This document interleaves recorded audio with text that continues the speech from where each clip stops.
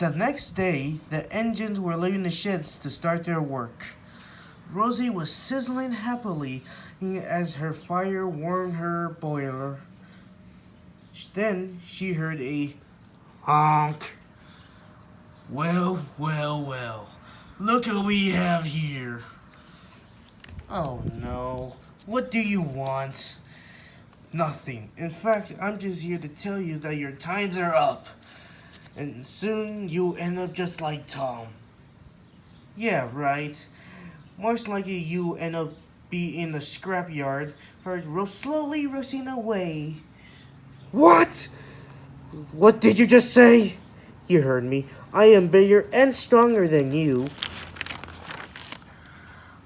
My saddle tanks are big and my bunker is big. If I was a diesel, I could hold more gas than you. No, I can hold more gas than you. We are the future. We could do better than you. We come to wherever we go and improve it. We are revolutionary. Soon, suddenly, Rosie just got an idea in her funnel.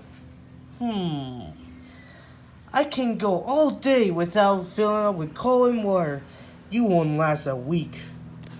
Or, no, wait, not a week. You won't last a minute.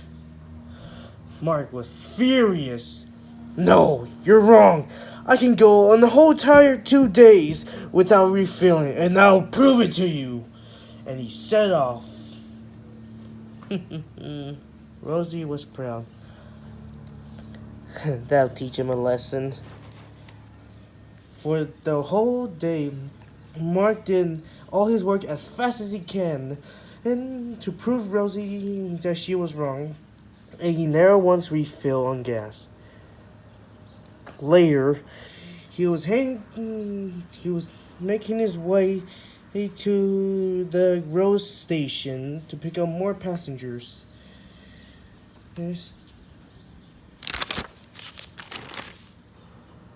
What a clever plan. When she sees how I'm doing good, she will regret it. I bet she's probably in the siding somewhere without coal or water. Then suddenly it happened. He started to splutter as black smoke came out of the exhaust. Oh my god! What's happening? Mark's engine stalled while going over the level crossing. The driver tried to turn the key to start Mark's engine again, but nothing happened. Mark couldn't move. Mark knew he ran out of gas. Oh no! I knew this would happen one day. You had to listen to that engine. And the day will come when karma will come up to you. Why did it have to be now? Don't you blame me! He snapped Mark. If you haven't refilled me, we wouldn't be in this mess. It's your fault we're in here. My fault? You think this isn't my fault?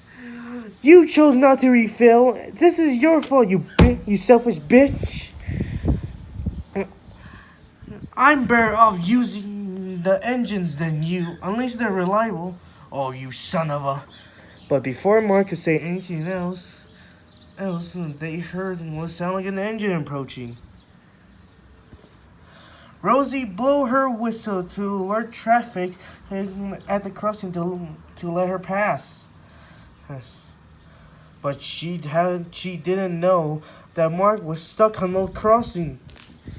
The driver waved and shouted at Rosie to warn her. Rosie saw what was up ahead and slammed on her brakes. But she slammed her brakes too quickly. The heavy coaches pushed her along the rails, causing her to slip on the rails. The driver ran to take cover, leaving Mark shouting in terror. Stop! You idiot! Stop! Rosie's wheels skidded on the rails. Get out of the way! She shouted, but it was too late. Mark shut his eyes and bracing for impact. Rosie crashed right into Mark, causing Mark to roll down the hill. Rosie finally came to a stop. She looked down, wondering what happened. Mark rolled all the way downhill and crashed right into a pig pen.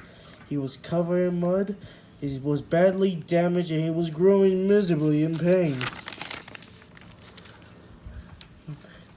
Ben came to help Rosie to the engine works. Her buffers were badly damaged from the impact. While Mark was taken to the garage by a tow truck. Tom was surprised to see Rosie at the engine works. "My God, what happened to you?" said Tom. Rosie told Tom everything that happened to her, and then he told about Mark. "Looks like you finally knocked some sense into that horrid bus," said Tom. Then suddenly, the controller, Mr. Oliver, came to see the two engines. He looked at Rosie first. "The accident wasn't your fault, Rosie. There was nothing you could do to prevent it." "And Tom, I got some good news. The manager of the scrapyard is making a delivery of spare buffers to the engine works, so you don't have to stay here for 2 weeks. But I think they need to get even more buffers so they can repair Rosie's buffers." Tom was glad.